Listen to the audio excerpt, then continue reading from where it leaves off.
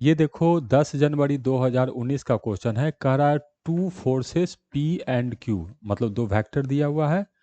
P का magnitude कह रहा है 2F है और Q का मैग्नीट्यूड है 3F respectively, are at an angle theta. देखो ये जो है Q को बना दिए, तो ये इसका मैग्नीट्यूड 3F दिया है और P है, इसका मैग्नीट्यूड 2F है और दोनों के बीच का एंगल है थीटा। ठीक, बना दिए।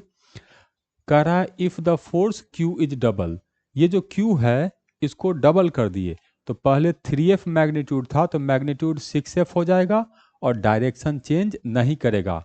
वेक्टर को किसी पॉजिटिव नंबर से मल्टीप्लाई करने पर उसका डायरेक्शन चेंज नहीं करता है। तो पहले डायरेक्शन इधर था तो अभी डायरेक्शन इधर रहेगा। और कह रहा है इसको कुछ नहीं किए हैं। अब कह रहा है क्या कि ऐसा करने से इन दोनों का जो रिजल्टेंट निकालते हैं वो डबल हो जाता है। तो मान लो ये ऐसे है तो इसका कोई कुछ रिजल्टेंट होगा, तो मान लेते हैं इसका रिजल्टेंट इधर है और इसका लेंथ आया r। तो जब इसका रिजल्टेंट कैलकुलेट करेंगे तो वो कुछ इधर ऐसे आएगा और इसका लेंथ का रहा ये 2r है। तो हमें बताना है कि ये थीटा एंगल कितना होगा। अब देखो यहाँ पर 2F और 3F P और Q के बीच एंगल है थीटा, तो यहाँ पर भी एंगल होगा थीटा ही, क्योंकि केवल इसका लंबाई बढ़ा है, दोनों के बीच का एंगल चेंज नहीं हुआ है। तो ये हो गया इनिशियल सिचुएशन, ये हो गया फाइनल सिचुएशन। अब इनिशियल के लिए, तो इनिशियल के लिए वेक्टर का अगर रिजल्टेंट का मैग्नीट्यूड फाइंड करेंगे तो मैग्नीट्यूड होता है उसका फॉर्मूला अंडर रूट पहला वेक्टर का स्क्वायर प्लस दूसरा वेक्टर का स्क्वायर प्लस 2 पहला वेक्टर का लेंथ दूसरा वेक्टर का लेंथ इनटू कॉस थीटा।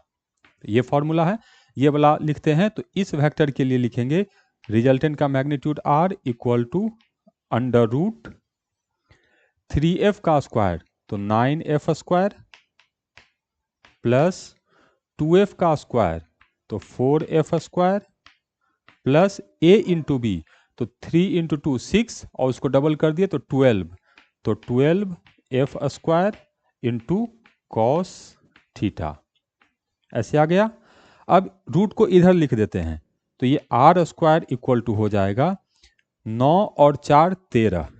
ठीक, एफ स्क्वायर कॉमन ले लिए तो एफ स्क्वायर इंटू आ गया 13 प्लस 12 कॉस थीटा।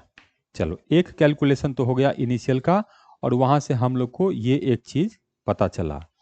अब हम लोग को तो थीटा कैलकुलेट करना है, तो अब हम लोग फाइनल वाला चीज कैलकुलेट करके देखते हैं। तो फाइनल के लिए कैलकुलेट करेंगे, तो फाइनल के लिए ये वाला सिचुएशन है, यही फॉर्मूला लगेगा। r की जगह हो जाएगा 2r, तो लिखेंगे 2r equal to under root इसका स्क्वायर तो 36F स्क्वायर प्लस इसका स्क्वायर तो 4F स्क्वायर प्लस दोनों को मल्टीप्लाई किए तो 6 दूनी 12 और उसको डबल करेंगे तो 24, तो 24F स्क्वायर इंटू दोनों के बीच का एंगल थीटा है तो कॉस थीटा। अब इस रूट को इधर लेके गए तो ये आ गया हम लोग को कि 4r स्क्वायर इक्वल टू, अब 36 और 4 40, तो एफ स्क्वायर को कॉमन ले लिए तो यहाँ से आया हम लोग को 40 प्लस 24 कॉस थीटा। तो देखो फाइनल का भी हम लोग को इस तरह से कैलकुलेशन किए तो ये आया, और इनिशियल किए हैं ये हमको आया हुआ है। इसको इससे डिवाइड कर देते हैं, तो जब इसको इससे डिवाइड करेंगे तो ये हो जाएगा 4r स्क्वायर डिवाइडेड बाई इधर r स्क्वायर है तो r स्क्वायर इक्वल टू इधर लिखेंगे तो f square into 40 plus 24 cos theta और डिवाइडेड बाई इसका लिखेंगे तो F square into 13 plus 12 cos theta, तो F square into 13 plus 12 cos theta. यह आ गया।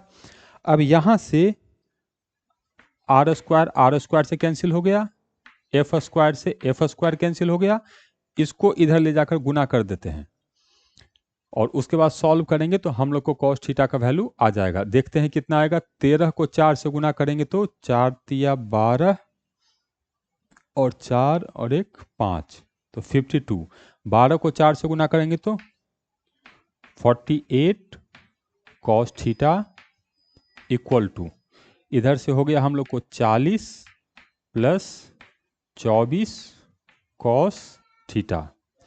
इसको इधर से लाए तो 48 में से 24 गया तो 24 कॉस थीटा इक्वल टू, अब 40 है ये इधर गया तो -12, तो यहां से कॉस थीटा आया हम लोग को -1/2।